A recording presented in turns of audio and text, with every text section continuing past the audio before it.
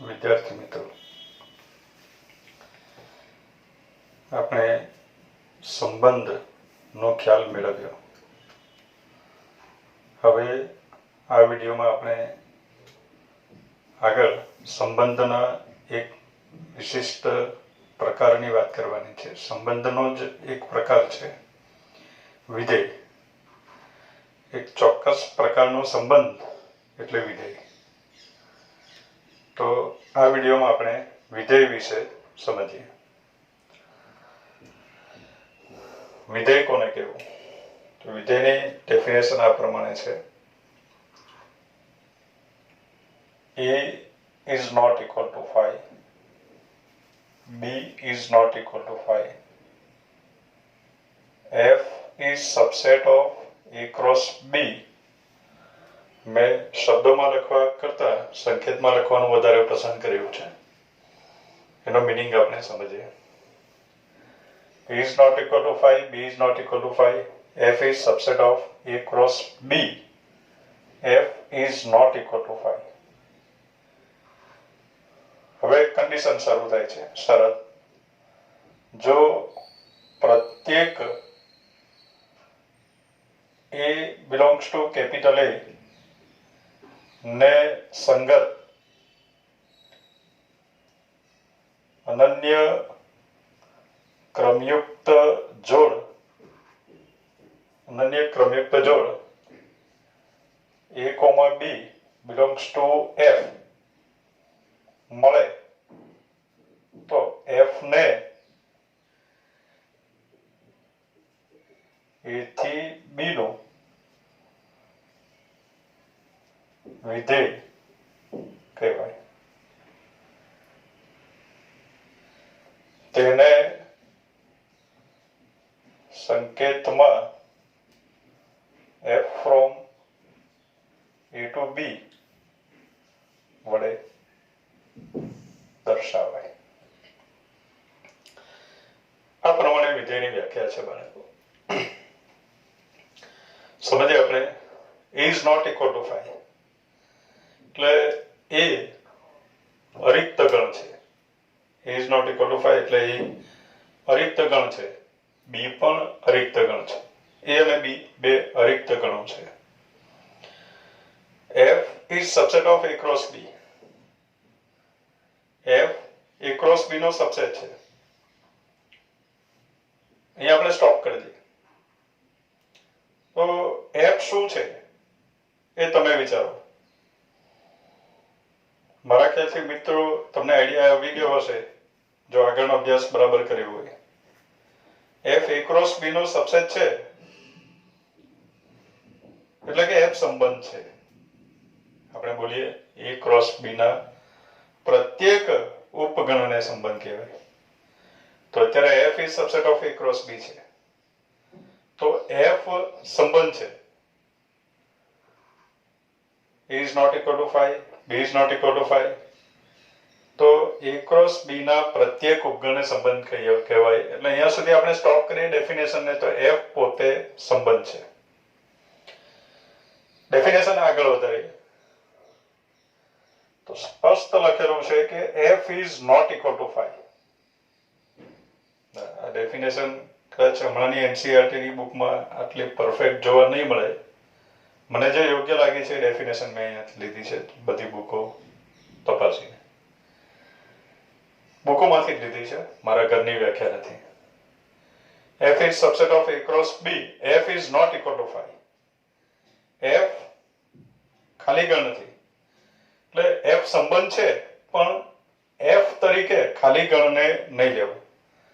એટલે મિત્રો ડેફિનેશનમાં આપણને પહેલી એક વાત સ્પષ્ટ કહી દે છે. વિધેય કોને કહેવાનું એ તો હજુ કહેવામાં આવ્યું નથી, પણ વિધેય કોને નહીં કહેવાનું એ સ્પષ્ટ કહી દીધું કે ફાઈને F નહીં કહેવાનું.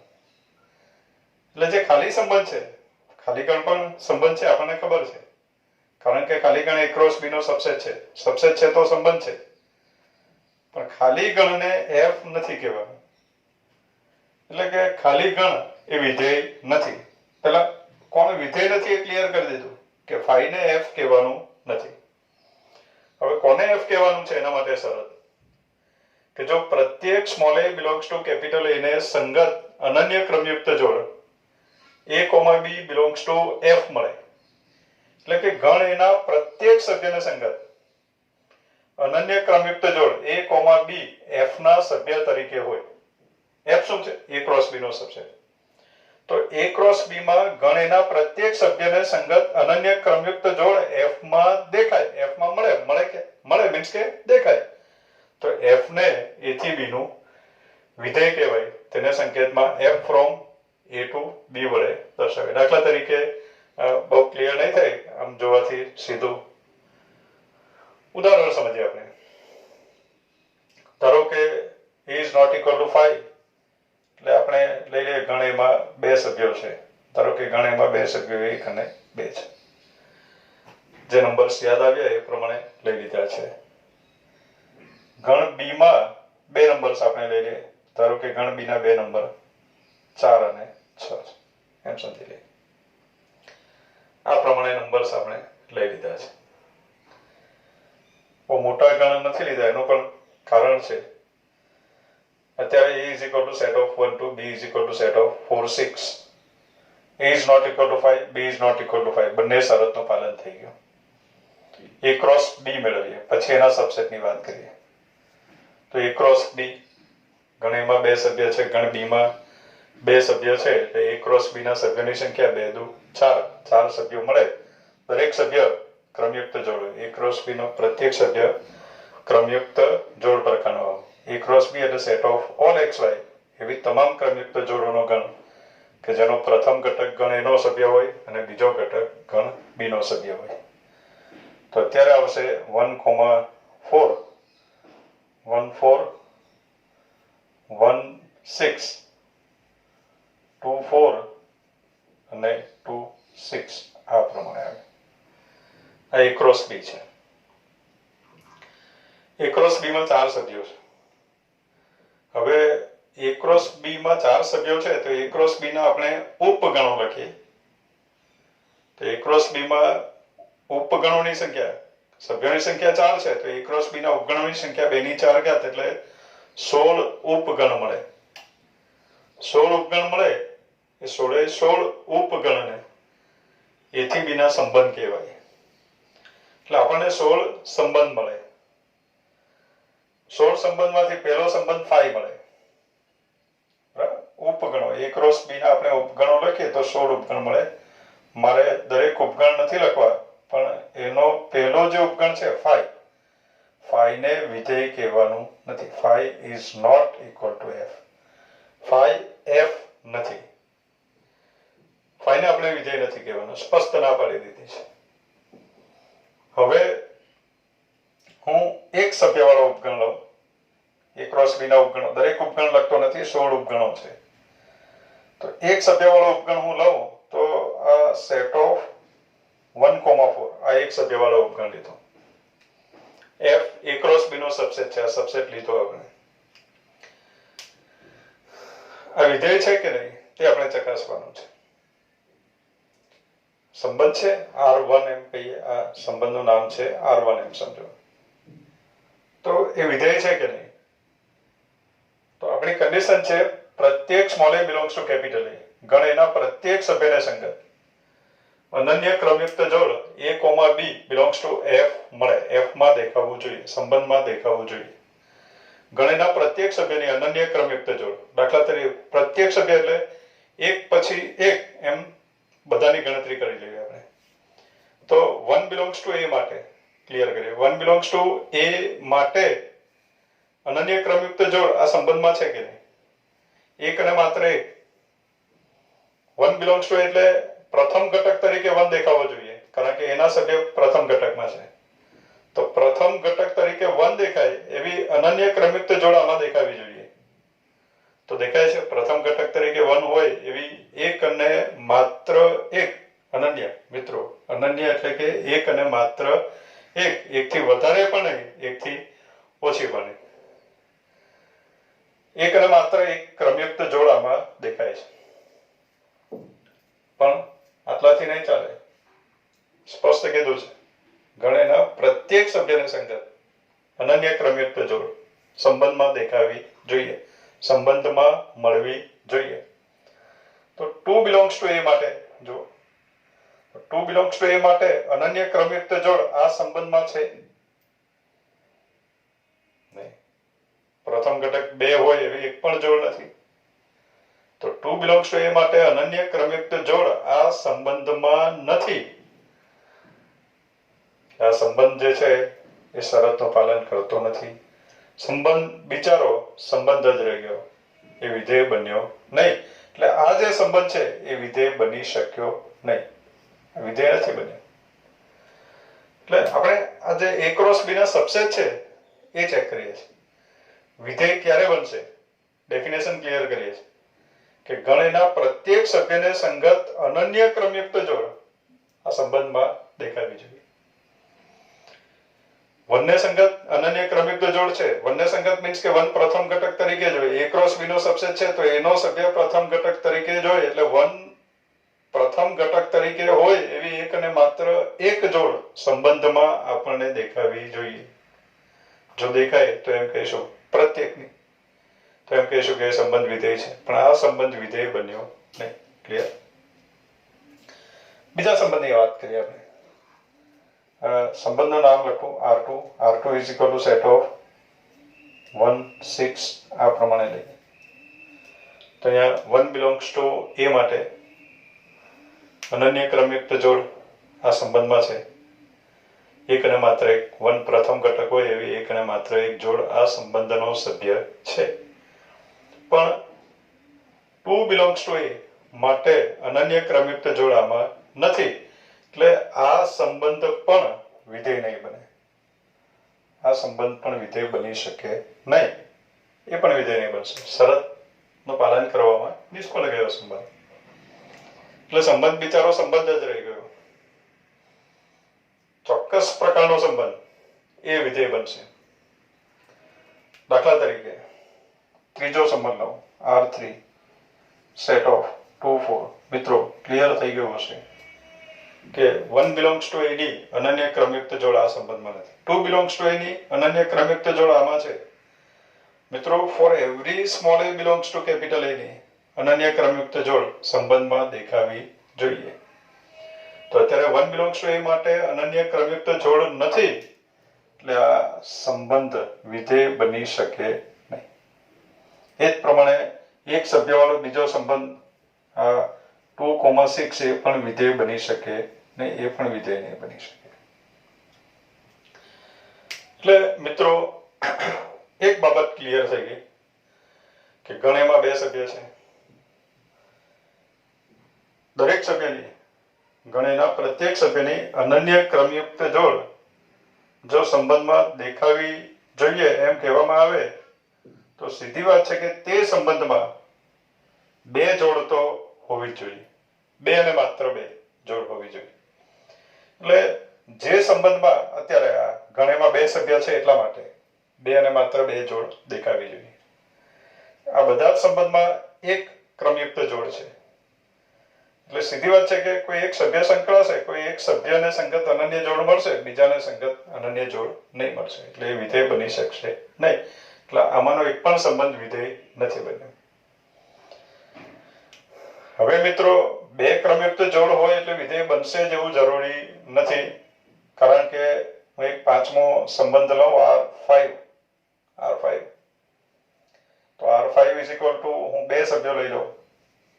બરાબર? એક સભ્યવાળા ઉપગણ લખ્યા, શૂન્ય સભ્યવાળા ઉપગણ, એક સભ્યવાળા 4 ઉપગણો થયા, 2 સભ્યવાળા ઉપગણ.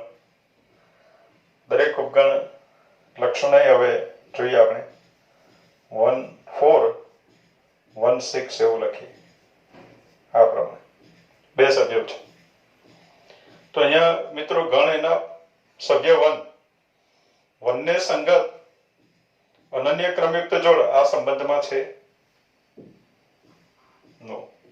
નહીં. 1 ને સંગત 1 પ્રથમ ઘટક હોય એવી અનન્ય ક્રમયુક્ત જોડ આ સંબંધમાં નથી. કેમ? તો કે 1 પ્રથમ ઘટક હોય એવી 2 જોડ છે. અનન્ય મીન્સ એક અને માત્ર એક, એકથી વધારે પણ નહીં, એકથી ઓછી પણ નહીં. એક પણ નહીં મળે તો પણ નહીં ચાલે. એકથી વધારે જોડ મળે એ પણ નહીં ચાલે, એટલે આ સંબંધ પણ વિધેય નથી. મિત્રો આગળ, એટલે આ એફ નથી બન્યો એમ કહી દઈએ, is not equal to F. હવે મિત્રો હું R6 એક સંબંધ લઈ લઉં, જલ્દી આપણે વિધેય બને એવા સંબંધો પર આવી જાય. 1 4 2 4 એ પ્રમાણે હું લઈ લઉં. તો અત્યારે મિત્રો સ્પષ્ટ દેખાય છે કે ગણ એનો પ્રત્યેક સભ્ય ને સંગત અનન્ય ક્રમયુક્ત જોડ આ સંબંધમાં છે. 1 belongs to A માટે અનન્ય ક્રમયુક્ત જોડ 1,4 belongs to સંબંધ છે. 2 belongs to A માટે અનન્ય ક્રમયુક્ત જોડ 2,4 સંબંધનો સભ્ય છે. તો આ જે સંબંધ છે એના માટે આપણે એમ કહી શકીએ કે આ જે સંબંધ છે તેમાં ગણ A ના પ્રત્યેક સભ્યને સંગત અનન્ય ક્રમયુક્ત જોડ આ સંબંધમાં છે, માટે આ સંબંધ વિધેય બની ગયો. સંબંધ અમુક શરતનું પાલન કરે તો એ સંબંધ વિધેય બને, નહીતર સંબંધ રહી જાય. તો આ જે સંબંધ છે એ વિધેય બની ગયો. એને હું F1 નામ આપી દઉં, કેમ કે પહેલો વિધેય આપીએ. કેટલા વિધેય બને છે, અમુક વિધેયોની ચર્ચા કરશું એટલે F1, બધાને F નહીં કહીએ.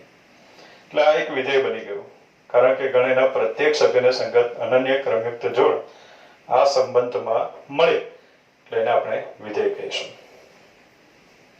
એ જ પ્રમાણે મિત્રો હવે જે વિધેય છે એની જ વાત કરું કે આગળનો સંબંધ લઉં, સેટ ઓફ 1 4 2 6 એ પ્રમાણે લઈ લો.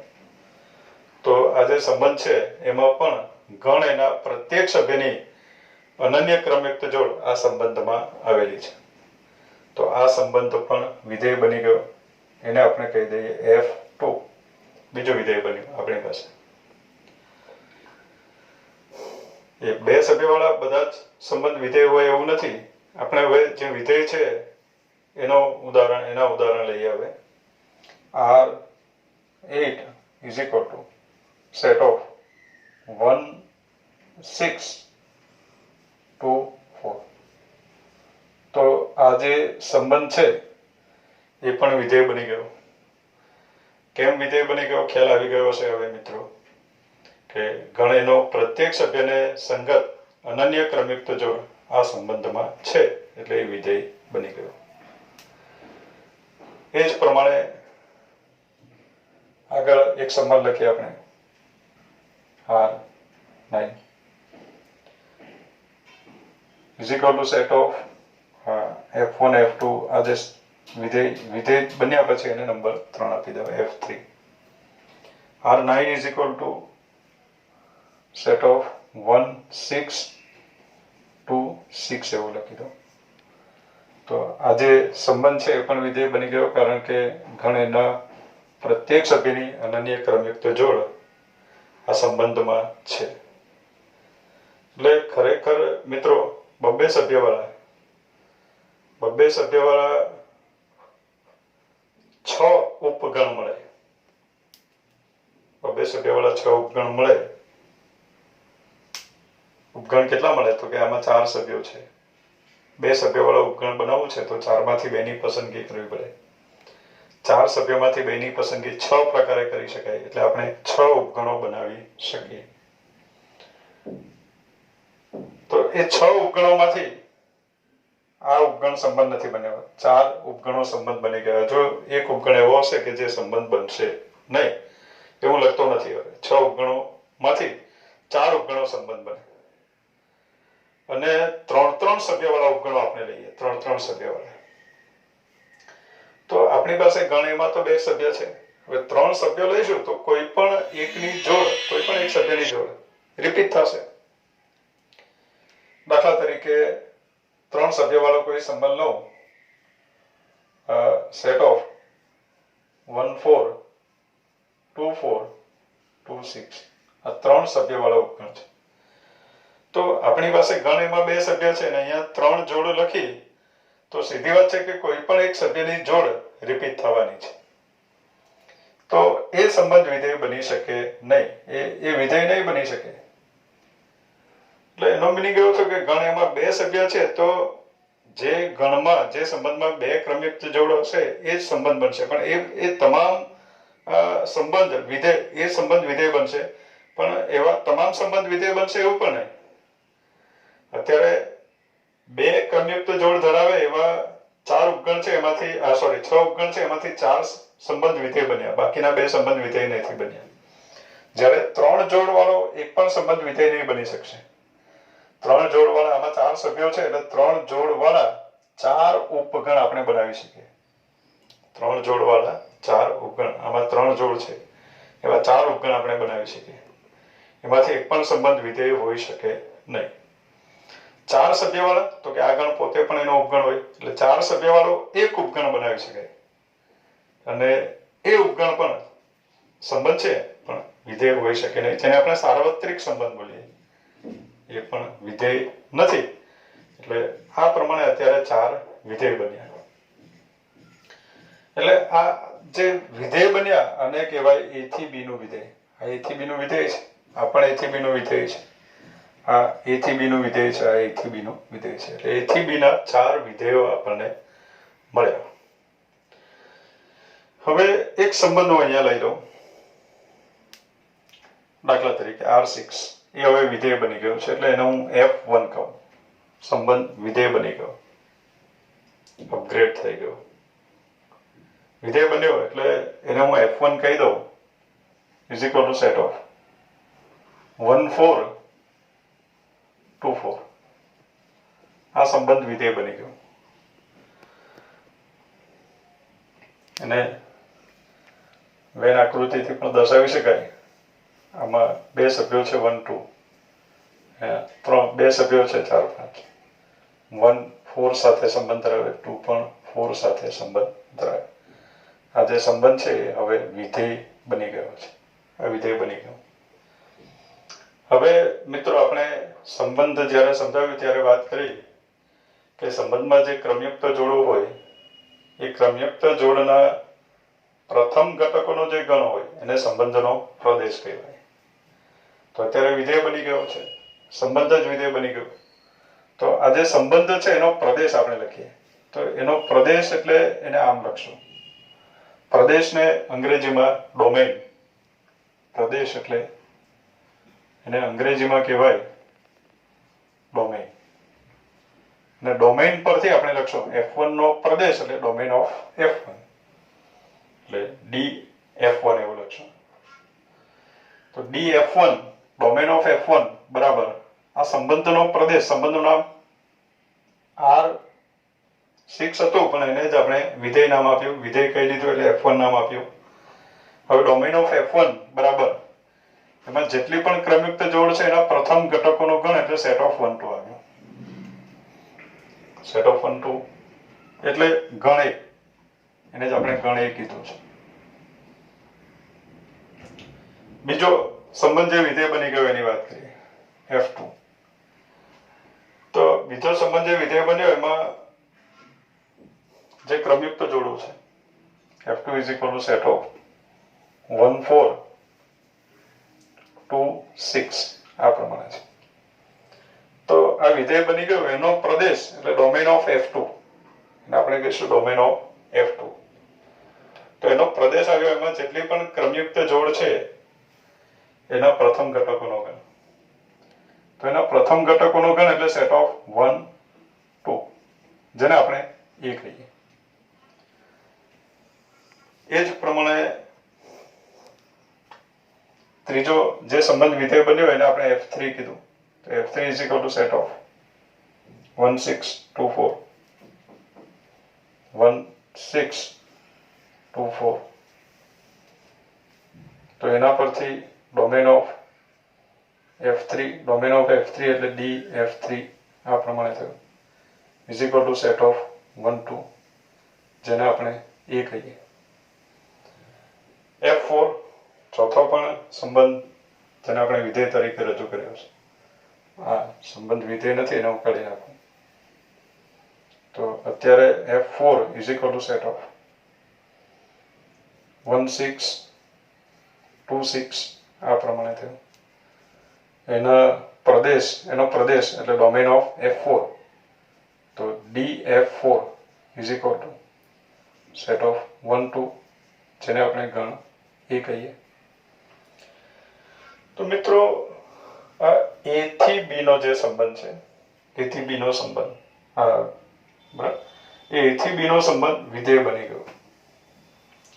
તો A થી B નો સંબંધ જ્યારે વિધેય બન્યો ત્યારે જેટલા પણ વિધેય બન્યા એમાં આપણે પ્રદેશ જોઈએ તો પ્રદેશ A છે. એટલે એનો મીનિંગ એવો થયો કે A થી B નો સંબંધ, A ક્રોસ B નો સબસેટ એટલે A થી B નો સંબંધ, A ક્રોસ B નો સબસેટ એટલે A થી B નો સંબંધ. તો A થી B નો સંબંધ જ્યારે વિધેય બની જાય તો એ વિધેયને F from A to B, A થી B નું વિધેય કહીશું. એને આપણે A થી B નું વિધેય કહીશું. અને એ વિધેયનો પ્રદેશ, એ સંબંધ વિધેય બની ગયો પછી એ પોતે એનો પ્રદેશ બની જાય. આપણે જોયું કે જેટલા સંબંધ વિધેય બની ગયા એમાં પ્રદેશ એ છે. બીજા આ એક ઉદાહરણ છે, બીજા કોઈ પણ ઉદાહરણ લઈને આપણે ચેક કરશું, કારણ કે ગણના પ્રત્યેક સભ્યની અનન્ય ક્રમયુક્ત જોડ, એટલે દરેક સભ્યની જોડ તો દેખાશે જ. એટલે ગણનો દરેક સભ્ય પ્રથમ ઘટક તરીકે દેખાશે. હવે ગણનો દરેક સભ્ય પ્રથમ ઘટક તરીકે છે તો પ્રથમ ઘટકોનો ગણ બનાવશો તો ગણના દરેક સભ્યનો ગણ બનશે, અને ગણના દરેક સભ્યનો ગણ એટલે ગણના દરેક સભ્યોનો ગણ એટલે પાછો ગણ જ બનશે. એટલે વિધેયનો પ્રદેશ F from A to B હોય તો આ ગણ એ જે છે એને વિધેયનો પ્રદેશ કહેવાય. આ ગણ એ ને વિધેયનો પ્રદેશ કહેવાય, ડોમેન ઓફ F એવું કહેવાય. ગણ B ને વિધેયનો સહપ્રદેશ એવું કહેવાય, કોડોમેન એવું કહેવાય. ગણ એને વિધેયનો પ્રદેશ F નો પ્રદેશ, અને ગણ B ને વિધેયનો સહપ્રદેશ કોડોમેન ઓફ F એવું કહેવાશે. આ તો મિત્રો આપણે સમજ્યા કે F from A to B વિધેય કઈ રીતે બનશે. હવે F from A to B વિધેય બની ગયા પછીની વાત છે કે F from A to B વિધેય હોય, બરાબર, F from A to B વિધેય બની ગયા પછી વિધેય હોય તો વિધેય F નો પ્રદેશ, વિધેય F નો પ્રદેશ એને સંકેતમાં ડોમેન ઓફ F લખાય, અને વિધેય F નો પ્રદેશ બરાબર A, એટલે ગણ A ને વિધેય F નો પ્રદેશ કહેવાય. આ જે ગણ B છે એને વિધેય F નો સહપ્રદેશ કહેવાય. તો વિધેય F નો સહપ્રદેશ એને અંગ્રેજીમાં કોડોમેન એવું કહીશું. એને codomain of F is equal to B, વિધેય F નો સહપ્રદેશ એવું કહેવાય.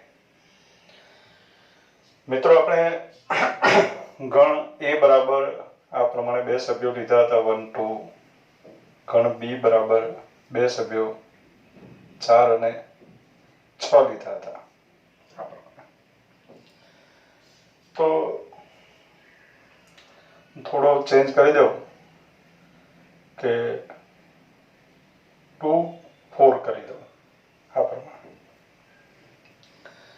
હવે A થી B પરના સંબંધો અત્યારે બે સભ્યો છે, સભ્યોની સંખ્યા વધશે એમ સંબંધોની સંખ્યા પણ વધશે.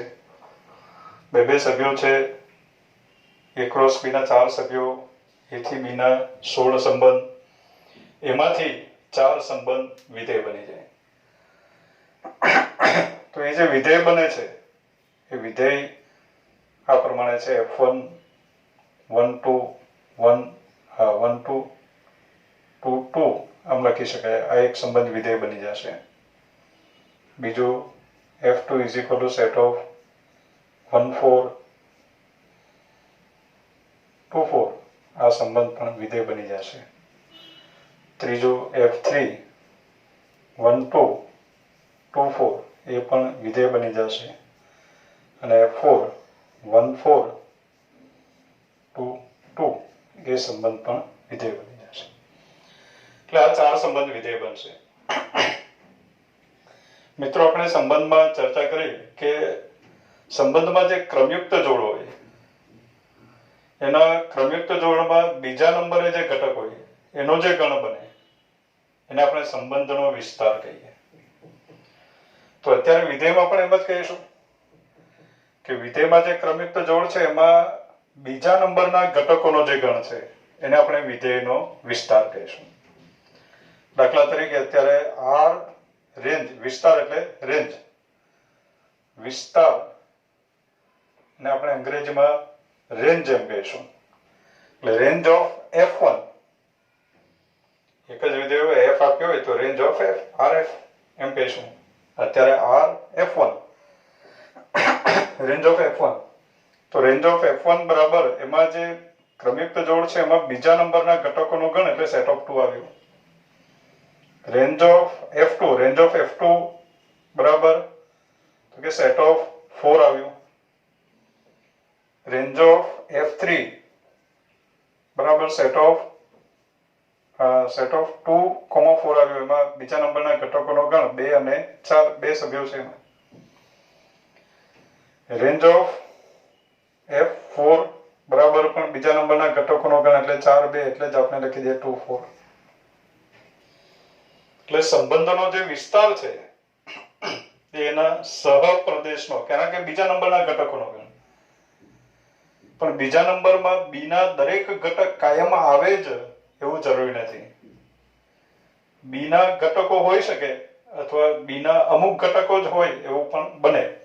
એટલે એનો મિનિંગ એવો થયો કે વિધેયનો વિસ્તાર એ ગણ બી નો હંમેશા સબસેટ થાય. એ બી હોઈ પણ શકે અથવા તો બી ના અમુક જ સભ્યથી બનતો ગણ એવું પણ હોઈ શકે. તો વિધેયનો વિસ્તાર f from a to b હોય, a થી b નું વિધેય હોય તો એનો વિસ્તાર હંમેશા b નો સબસેટ થાય. બીજી આપણે વાત કરીએ વિધેય f નો વિસ્તાર હંમેશા b નો સબસેટ છે. ચાલો લખીએ વિધેય f નો વિસ્તાર. વિસ્તાર એટલે વિધેય f ના વિસ્તારને આપણે RF કહીશું. a થી b નો વિધેય હોય તો વિધેય f નો વિસ્તાર હંમેશા b નો સબસેટ થાય. b શું છે? સહપ્રદેશ. એટલે કાયમ b ના હોય, સહપ્રદેશનો સબસેટ થાય હંમેશા વિસ્તાર. હવે મિત્રો આગળ વધીએ આપણે. તો આ જે વિધેય છે એનો એક સભ્ય છે 1,2. તો આપણને ખ્યાલ આવે છે કે 1,2 belongs to F1. F1 સંબંધ પણ છે. હવે મિત્રો યાદ કરીએ કે આ 1,2 belongs to R હોય તો એને આપણે 1R2 બોલતા. 1,2 belongs to R હોય તો એને 1R2 કહેવાય. 1, 2 સાથે સંબંધ ધરાવે છે R દ્વારા. હવે સંબંધ વિધેય બની ગયો છે તો 1,2 belongs to F1 હોય તો F1 પણ સંબંધ તો છે જ, એટલે 1F12 લખાવવું જોઈએ. ક્લિયર? લોજિકલી પરફેક્ટ જ છે. 1,2 R નો સભ્ય હોય તો 1R2 લખાય છે. તો 1,2 F1 નો સભ્ય હોય તો 1F12 લખાય. એટલે કારણ કે વિધેય પણ સંબંધ છે એટલે આવું લખી શકાય 100%. પણ મિત્રો એ સંબંધ વિધેય બની ગયા પછી 1F12 લખવાની જગ્યાએ આપણે લખશું F1 of 1 is equal to 2. આમ આપણે લખશું F1 of 1 is equal to 2. આમ લખવાની પ્રથા છે. જનરલી આપણે એમ કહીએ કે x, y f નો સભ્ય હોય, x, y f નો સભ્ય હોય તો xfy સંબંધ પ્રમાણે આમ લખાય xfy. પણ આપણે xfy ને લખવાને બદલે હવે સિસ્ટમ આ પ્રમાણે છે કે આપણે લખશું f of x is equal to y. આપણે આ પ્રમાણે લખશું f of x is equal to y. હવે f of x is equal to y માં x અને f of x બરાબર y છે, x, y belongs to f. તો એને આમાં સંબંધ હતો ત્યારે આપણે એમ બોલતા કે 1 એ 2 સાથે r દ્વારા સંબંધ ધરાવે છે. હવે સંબંધ વિધેય બની ગયો તો હવે આપણે એવું કહીશું કે x નું f દ્વારા મળતું પ્રતિબિંબ y છે. વિધેય બન્યા પછી આપણે આમ બોલવાનું છે. x નું f દ્વારા મળતું પ્રતિબિંબ y છે. f દ્વારા f ને સાપેક્ષ f જે છે વન ટાઈપ ઓફ મિરર છે જેમાં x નું પ્રતિબિંબ y આવે છે. એટલે x નું f દ્વારા મળતું પ્રતિબિંબ y છે એને આપણે fx y એમ બોલશું. હવે x નું f દ્વારા મળતું પ્રતિબિંબ અથવા x નું f ને સાપેક્ષ પ્રતિબિંબ y છે એમ લાંબુ કાયમ બોલવા કરતા આપણે x ની ઇમેજ થોડુંક ઇંગ્લિશ ગુજરાતી મિક્સ કરી દઈશું. આપણે x ની ઇમેજ y છે. દાખલા તરીકે આ જે વિધેય છે એની વાત કરીએ તો એમાં 1 ની ઇમેજ 2 છે, 2 ની ઇમેજ 2 છે, 1 ની ઇમેજ 4 છે, 2 ની ઇમેજ 4 છે, 1 ની ઇમેજ 2 છે, 2 ની ઇમેજ 4 છે. આ જે વિધેય છે એમાં 1 ની ઇમેજ 4 છે, 2 ની ઇમેજ આ વિધેય જ એવું છે કે જેમાં 1 ની ઇમેજ 4 આવે. આ વિધેય એવું છે કે જેમાં 2 ની ઇમેજ 2 છે. એટલે એ પ્રમાણે કહી શકાય. એટલે આપણે વિધેય f નો પ્રદેશ આમ પણ લખી શકીએ. વિધેય f નો પ્રદેશ df વિધેય f no Pradesh a set of all x where fx is equal to y. એટલે f of પછી કૌંસમાં જે લખાય એ બધાને આપણે x કહેવાય અને એ xo નો ગણ એટલે જ વિધેયનો પ્રદેશ. દાખલા તરીકે f of 1 is equal to 2 અને f of 2 is equal to 2 તો f of 1 લખાય, f of 2 લખાય તો એનો જે ગણ છે એને કહેશું વિધેયનો પ્રદેશ. એટલે domain of f is equal to set of all x where fx is equal to y. એવા સભ્યો કે જેની ઇમેજ મળે છે તેવા તમામ સભ્યોનો ગણ એટલે વિધેયનો પ્રદેશ એમ પણ કહી શકાય. આ ઇમેજ છે x ની ઇમેજ y છે એટલે x ની ઇમેજ મળે છે અને તે x નો ગણ એટલે વિધેયનો પ્રદેશ. વિસ્તાર કોણે કીધું તો વિસ્તાર જુઓ અહીંયા 1 ની ઇમેજ હવે ખબર પડી કે f of x is y, x, y f નો સભ્ય હોય તો x ની ઇમેજ y છે એમ કહેવાય. 1, 2 f નો સભ્ય છે તો 1 ની ઇમેજ 2 છે, 2 ની ઇમેજ 2 છે. અને બીજા નંબરનો ઘટક મીન્સ કે બીજા નંબરનો ઘટક ઇમેજ છે. એટલે એમ પણ કહી શકાય કે વિધેયનો વિસ્તાર એટલે પ્રદેશના પ્રત્યેક સભ્યની ઇમેજોનો ગણ. પ્રદેશના પ્રત્યેક સભ્યની જે ઇમેજો મળે છે આ ઇમેજો છે. બીજા નંબરનો ઘટક શું છે? ઇમેજ છે. fx x, y f નો સભ્ય હોય તો y શું છે? ઇમેજ છે. કોની ઇમેજ છે? x ની ઇમેજ. x કોનો સભ્ય છે? પ્રદેશનો સભ્ય. ક્લિયર? એટલે વિધેયનો વિસ્તાર કોને કહેશું? તો વિધેયનો વિસ્તાર એટલે પ્રદેશના પ્રત્યેક સભ્યની ઇમેજોનો ગણ. set of all y where fx is equal to y. x ક્યાંથી આવશે તો કે x ગણમાંથી આવશે, પ્રદેશમાંથી આવશે. એટલે પ્રદેશના પ્રત્યેક સભ્યની ઇમેજોનો ગણ એટલે વિધેયનો વિસ્તાર એમ કહેવાય.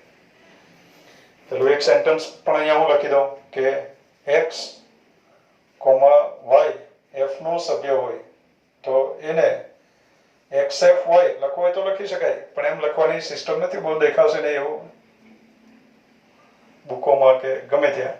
એટલે આપણે રજૂઆત નહીં કરશું. આપણે એને વિધેય બની ગયા પછી આમ લખશું fx is equal to y. એટલે x, y f નો સભ્ય હોય તો આપણે કહીશું f of x is equal to y. અને પ્રદેશના પ્રત્યેક સભ્યની ઇમેજ ભેગી કરવું અને એનો એક ગણ બનાવવો તો એને કહેવાય વિધેયનો વિસ્તાર. વિસ્તાર હંમેશા સહપ્રદેશનો સબસેટ હોય. પણ f from a to b હોય તો એ પોતે જ પ્રદેશ બની જાય. વિસ્તાર b નો સબસેટ બને પણ એ પોતે એનો પ્રદેશ બની જાય. એટલે આ બધી બાબતો ધ્યાનમાં રાખવાની છે. હજુ આપણે આગળ બીજા સેન્ટેન્સોની ચર્ચા કરીએ છીએ. તો મિત્રો આપણે આ બધી ચર્ચા કરી. હવે આગળ સમજીએ આપણે અમુક સેન્ટેન્સો. તો આ આપણી પાસે વિધેય છે. આપણે શું કર્યું? પ્રદેશના દરેક સભ્યની ઇમેજ ક્રમયુક્ત જોડ દ્વારા આપણને મળી જાય છે. હવે આ જે વિધેય છે એની રજૂઆત આપણે આ પ્રમાણે પણ કરી શકીએ f1 from a to b. એટલે વિધેયની રજૂઆત કરો તો એમાં કઈ કઈ બાબતો જોઈએ તો આપણે વિધેયનો પ્રદેશ લખવો જોઈએ. કોઈ પણ વિધેય પૂછવામાં આવે કે આ વિધેય કયું, દાખલા તરીકે સાઇન વિધેય છે, સાઇન વિધેયની વ્યાખ્યા તો એનો પ્રદેશ બોલવામાં આવે, એનો સહપ્રદેશ બોલવામાં આવે અને પ્રદેશના દરેક સભ્યની ઇમેજ, આ બધા સભ્યની ઇમેજ, પ્રદેશમાં જે સભ્યો હોય બધાની ઇમેજ બોલવાની. ઇમેજ ઘણીવાર એવું પણ બની શકે કે દરેક સભ્યની ઇમેજનું વર્ણન નહીં કરી શકાય, પણ દરેક સભ્યની ઇમેજ મેળવવા માટે કોઈક સૂત્ર હોય. તે સૂત્રને પણ ઇમેજનું સૂત્ર એમ કહી શકાય. એટલે વિધેયની રજૂઆત કરો તો એનો પ્રદેશ લખવો પડે, એનો સહપ્રદેશ લખવો પડે અને પ્રદેશના દરેક સભ્યની ઇમેજ લખવી પડે. આમાં ઇમેજ લખી છે આપણે, એટલે વિધેયની રજૂઆત આમ કરી શકાય F1 બરાબર આ પ્રદેશ સહપ્રદેશ લખાય અને F1 બરાબર સેટ ઓફ 1 2 2 2.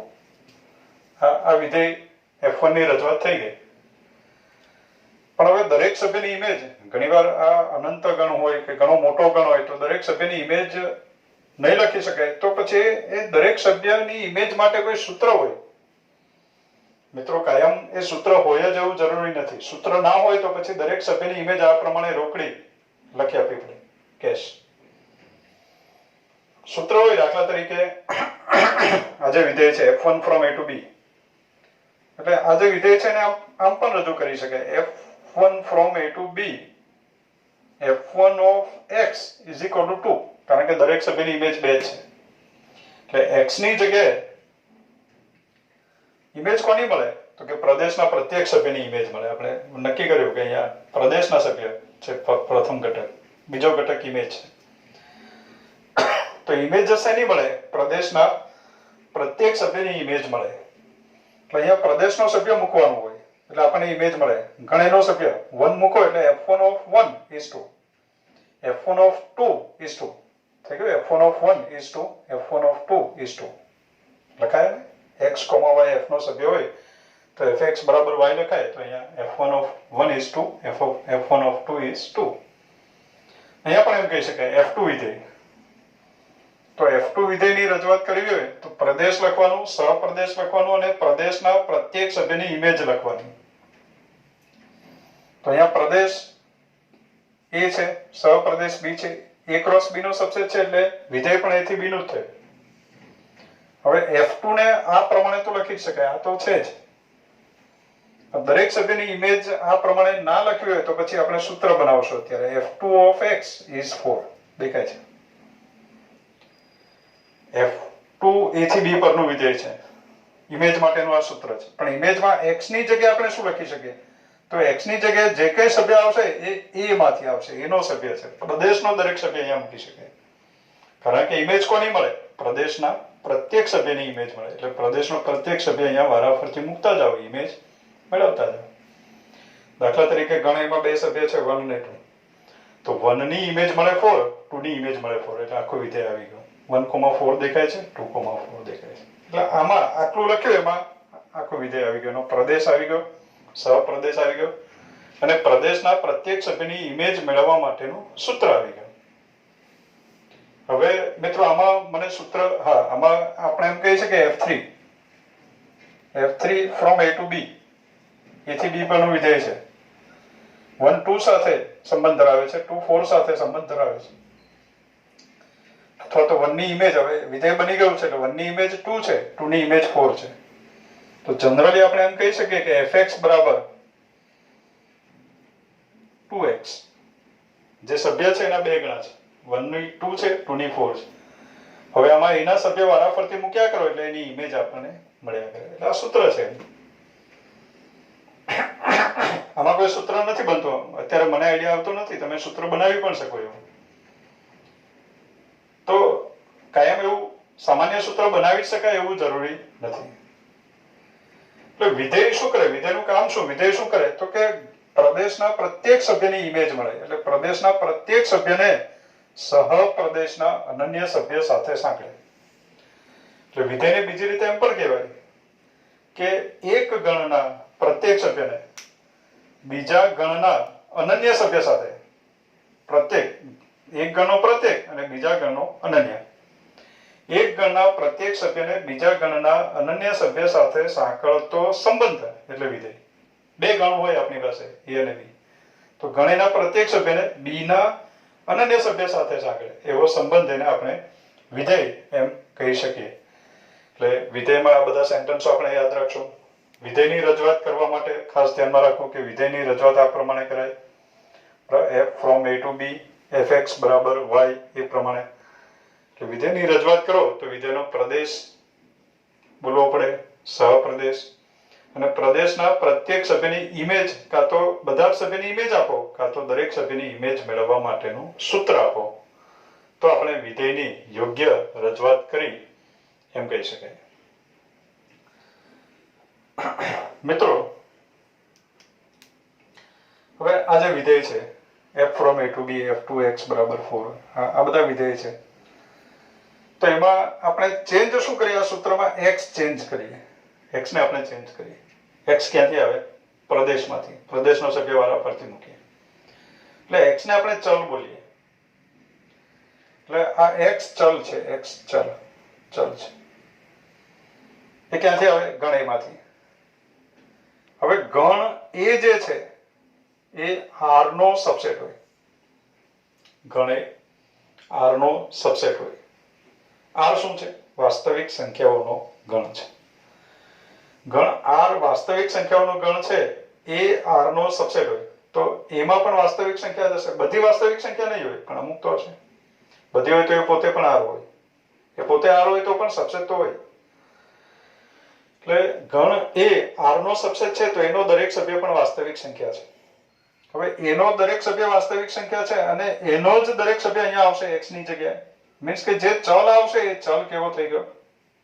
R નો સભ્ય થઈ ગયો. એટલે ચલ વાસ્તવિક થઈ ગયો. તો એવા વિધેયને વાસ્તવિક ચલનું વિધેય એમ કહેવાય. એવા વિધેયને વાસ્તવિક ચલનું વિધેય કહેવાય.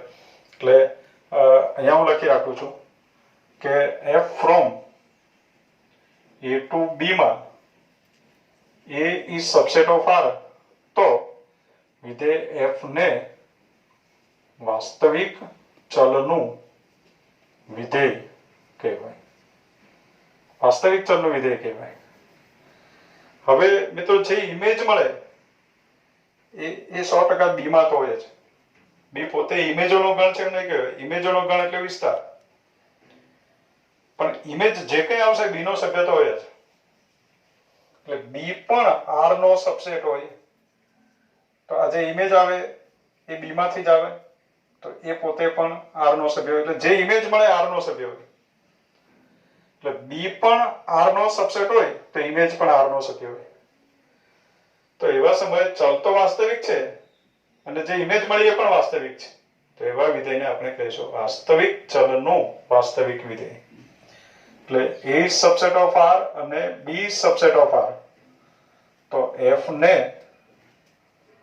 વાસ્તવિક ચલનું વાસ્તવિક વિધેય કહેવાય. વાસ્તવિક ચલનું વાસ્તવિક વિધેય કહેવાય. આ પ્રમાણે મિત્રો, વિધેય વિશે હજુ પણ અમુક સેન્ટેન્સો હોય, પણ આપણે દાખલાની ચર્ચા કરતી વખતે એ બધી બીજા સેન્ટેન્સો જે રહી ગયા હોય એની ચર્ચા કરશું. ઓકે, તો આ જે બધા સેન્ટેન્સો છે, દરેક સેન્ટેન્સને વિડીયો વારંવાર જોઈને સમજવાનો પ્રયત્ન કરવો. Thank you.